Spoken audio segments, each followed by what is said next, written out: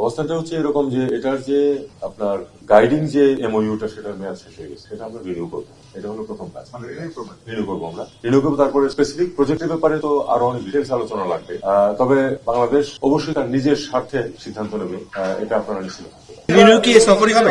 রিনিউটা কি সফরই হবে? যে এই যে সময় যেটা এক্সপায়ার করে গেছে সেটা রিনিউটা আমরা আশা করছি যে শেষ করে আসবে। এবারে হয়ে যাবে। স্যার, আপনি তো অন্তর্বর্তী সরকারের প্রতিনিধিত্ব করছেন। এই সরকার হয়তো 1 বছর থাকবে, হয়তো 6 মাস বা 1.5 বছর। বা 3 মাস।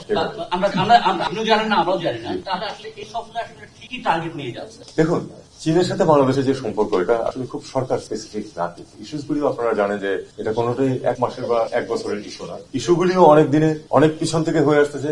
এখন আপনারা জানেন যে গত সরকারের অবস্থান কিছু, ওই সরকারের সময়ও অনেক কিছু অগ্রগতি হয়েছে। আমরা সেগুলি সব বাদ দিয়ে দেবো? Not necessary. আমরা সেটাকে ফলো করবো, আমরা দেখবো যে সেটাতে আমাদের দেশের স্বার্থসম্মত রক্ষিত হচ্ছে কিনা। এবং এই যে প্রসেসটা যেটা, এটা কিন্তু অনগোয়িং প্রসেস। আমরা যখন চলে যাবো, এই সরকার যখন থাকবে না, তখন পরবর্তী সরকার এসে কিন্তু বলবে না যে এর সবকিছু বাতিল, তা কিন্তু হবে না। বৈদেশিক সম্পর্কের ক্ষেত্রে আমাদের কিছু শর্টকামিং হয়তো আছে, অন্যান্য অনেক দেশে তো কোনো ধরনের কোনো পরিবর্তন হয় না। আমাদের এখানে খানিক পরিবর্তন কখনো কখনো করতে হয় সরকারের চরিত্রের কারণে। কিন্তু আমি মনে করি না যে যেহেতু আমাদের সরকারের মেয়াদ নির্দিষ্ট নয় এবং যেহেতু এই সরকারের খুব দীর্ঘদিন থাকবে এমন কোনো পরিকল্পনা নেই, এই জন্য যে আমাদের যে দ্বিপাক্ষিক সম্পর্কের যে বিষয়গুলি আছে, সেটা চীনের সাথে হোক অন্যান্য দেশের সাথে হোক, সেটা কিন্তু আমাদেরকে বাদ দিলে চলবে না। সেটা এমন ভাবে করতে হবে যে এটা সরকার দেশ করছে, তারপরে আমাদের পক্ষে যেটুকু সম্ভব আমরা করবো, আমাদের যারা পরে আসবেন তারা সেগুলিকে ফলো আপ করবে।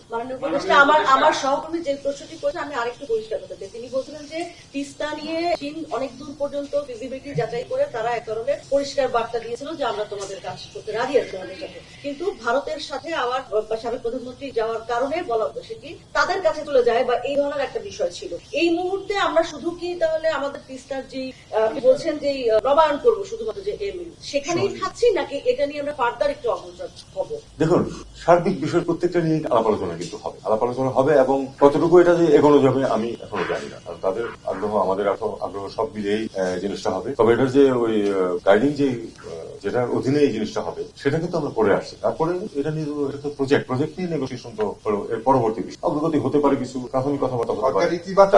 আমরা তো সমস্যা সমাধানে আমরা ইতিবাচক, এতে তো কোনো সন্দেহ নেই। এমনিও আমরা আশা করি সই হয়ে যাবে।